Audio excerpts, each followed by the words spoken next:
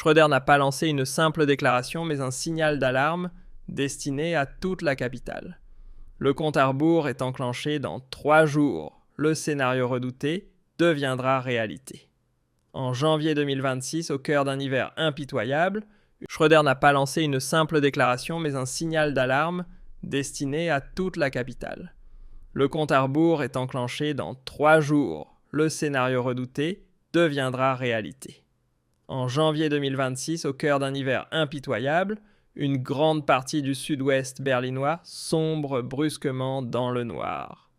Le courant disparaît. Le chauffage s'éteint. La lumière s'efface.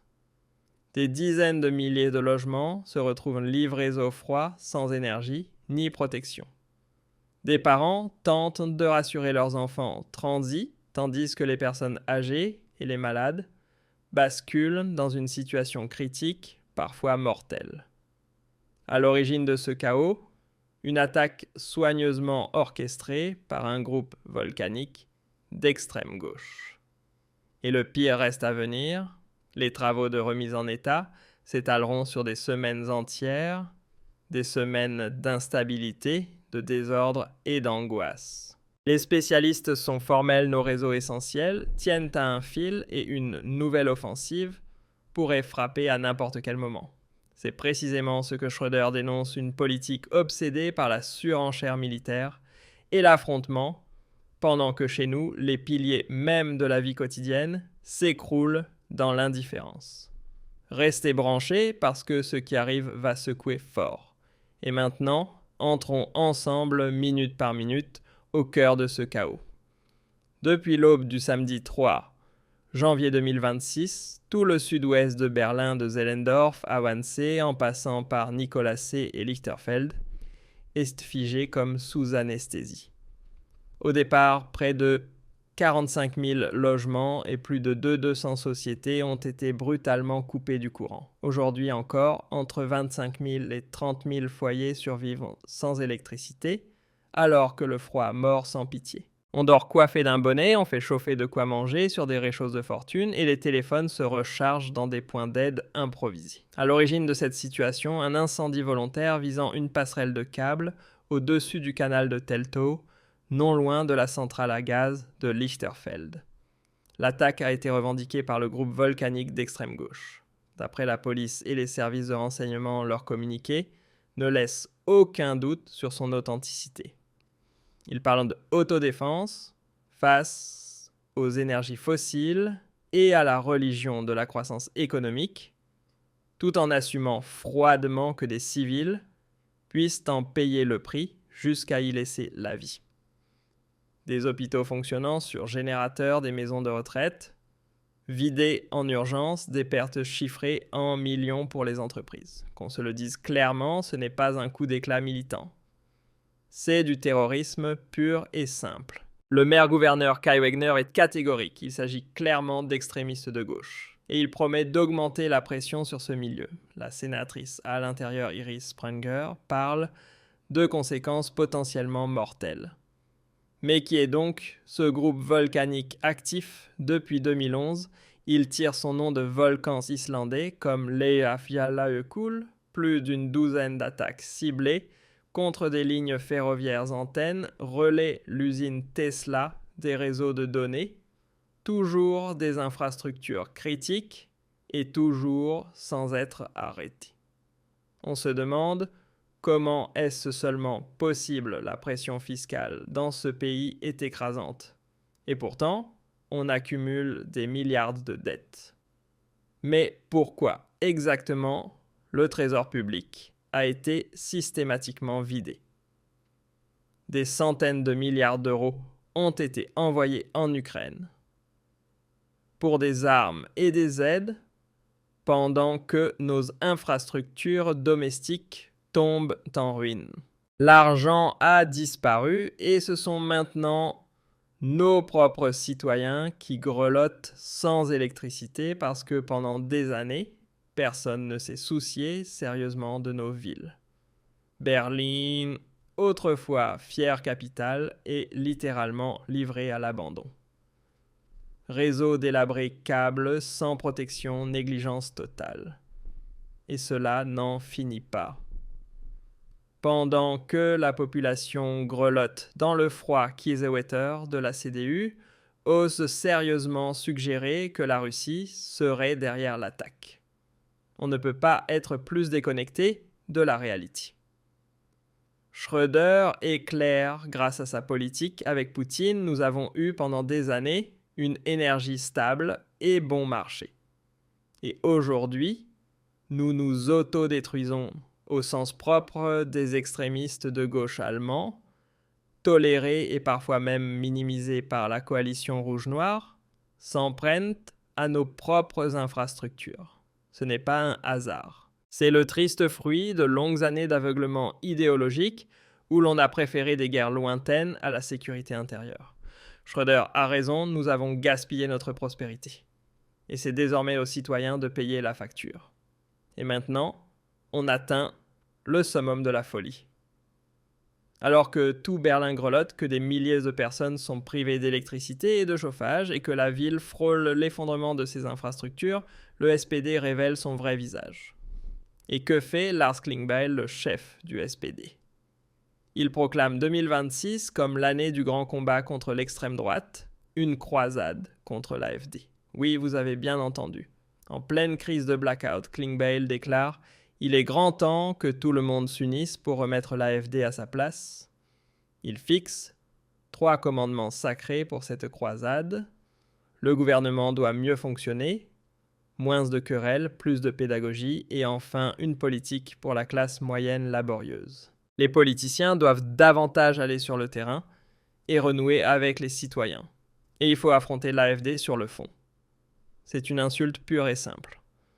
Pendant que les habitants de Zellendorf survivent à la lueur des bougies emmitouflées dans des couvertures, pendant que les hôpitaux tournent sur générateurs de secours, et que des familles, avec de jeunes enfants, grelottant la direction du SPD, rêvent d'un combat contre l'extrême droite. Totalement déconnectés, totalement perchés. Les véritables problèmes, infrastructures, délabrés, terrorisme, d'extrême gauche, explosion des prix de l'énergie, milliards envoyés en Ukraine au lieu d'être investis dans notre propre sécurité, sont totalement ignorés. À la place, c'est toujours le même réflexe, combattre l'AfD, ériger des barrières symboliques, fermer les yeux sur ses propres échecs. Et cela ne fait que le confirmer, les vieux partis ont complètement perdu pied avec la réalité. Ils se battent contre une opposition qui depuis des années déjà dénonce précisément ces dérives au lieu de s'attaquer enfin aux vraies menaces. Ce n'est pas seulement embarrassant, c'est dangereux.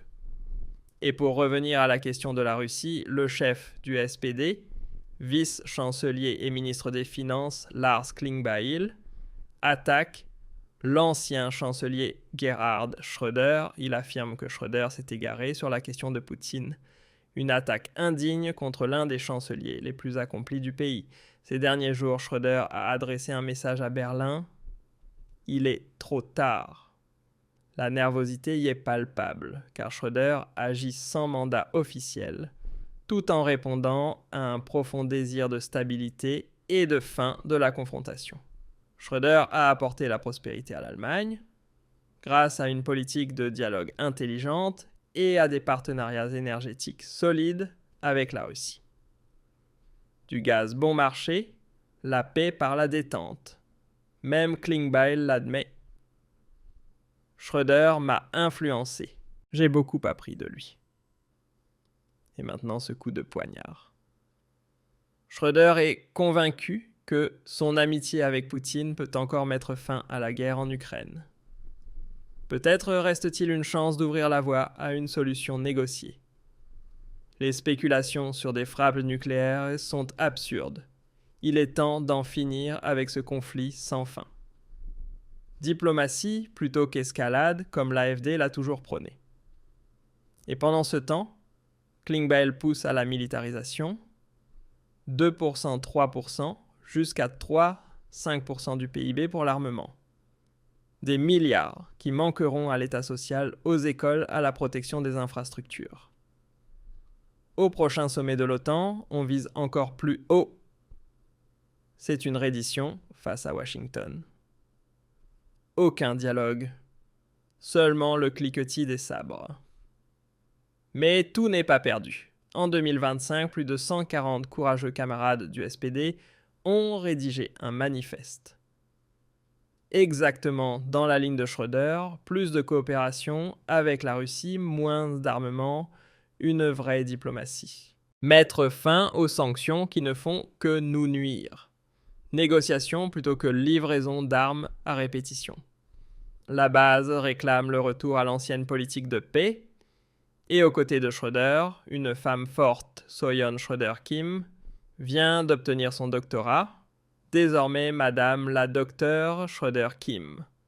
Fière, elle pose avec sa toque de diplômée. Et les rumeurs vont bon train, elle envisagerait une entrée en politique, notamment dans les relations entre l'Allemagne et l'Asie. Ce couple avance uni, une vraie force qui correspondrait bien à l'AfD, où l'on valorise la compétence et non les quotas. À cela s'ajoute la conscription prévue pour 2026, obligatoire pour les jeunes hommes, volontaires pour les femmes. Rien d'autre qu'un aveu flagrant de l'échec total des politiques des dernières décennies. Gerhard Schröder démonte ce projet sans la moindre pitié, une panique pure et simple, avec laquelle on cherche à pousser la jeunesse vers une guerre, provoquée uniquement par les vieux partis et leurs politiques ratées. L'AfD, elle défend une position de défense forte et souveraine, sans transformer nos jeunes en chair à canon. Tout aussi explosive, la conférence sur la sécurité de Munich 2026, Friedrich Merz tente désespérément d'exclure l'AfD, avec des prétextes bancals fondés sur de supposés liens avec la Russie ou la Chine. Mais à Washington, on s'en amuse. Les Américains misent depuis longtemps sur le réalisme plutôt que sur des œillères idéologiques. Et c'est précisément là que Schröder pourrait jouer un rôle crucial en tant que canal officieux. Un accord entre Trump et Poutine au-dessus de la tête des Européens serait le cauchemar absolu pour Merz. Klingbeil et la direction du SPD veulent étouffer tout cela. Mais à l'intérieur du parti, la tension est immense. Schröder reste fidèle à sa ligne, pas de réarmement aveugle, pas de provocation guerrière, mais de la raison et de la diplomatie. Il lance un avertissement clair, et justifier cette politique de diversion et de confrontation mène inévitablement au chaos intérieur. Exactement ce que nous vivons en ce moment à Berlin.